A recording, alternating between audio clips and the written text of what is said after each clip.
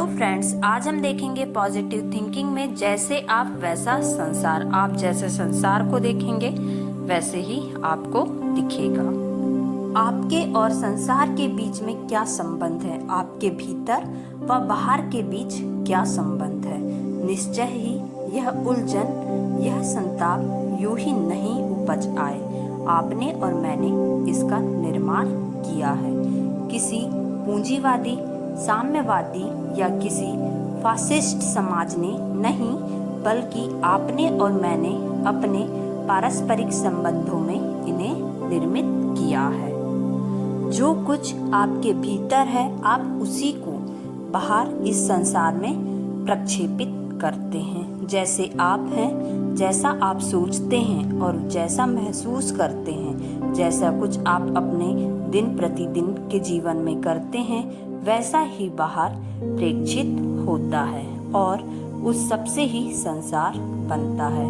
यदि हम भीतर से दुखी हैं, भ्रमित हैं, अव्यवस्थित हैं, तो इन्हीं के बाहर प्रक्षेपित होते रहने से संसार भी वैसा ही बनता जाता है, समाज भी वैसा ही बनता चला जाता है। क्योंकि आपके व मेरे बीच जो संबंध है, मेरे व औरों के बीच जो संबंध है, वही तो है समाज।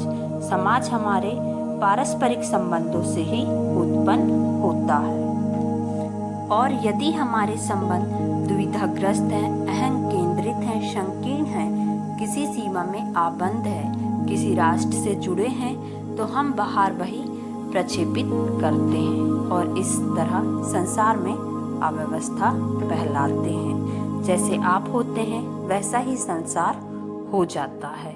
इसीलिए आपकी समस्या संसार की समस्या बन जाती है। निश्चित रूप से यह एक सरल और मौलिक तथ्य है ना? परंतु किसी एक के साथ या अन्य अनेकों के साथ अपने संबंध में हम हमेशा किसी न किसी तरह इस मर्म को उपेक्षित करते प्रतीत होते हैं। हम किसी प्रणाली द्वारा या किसी प्रणाली पर आधारित विचारों और मूल्यों में क्रांति लाने के द्वारा परिवर्तन तो लाना चाहते हैं, परंतु यह भूल ही जाते हैं कि ये आप और मैं ही तो हैं जिन्होंने इस समाज को बनाया है, जिन्होंने अपने रहन सहन के तौर तरीकों से इसमें व्यवस्था या अव्यवस्था फैलाई है। तो हमें बिल्कुल निकट से ही आरंभ करना होगा, अर्थात हमें स्वयं के संदर्भ में ध्यान देना होगा।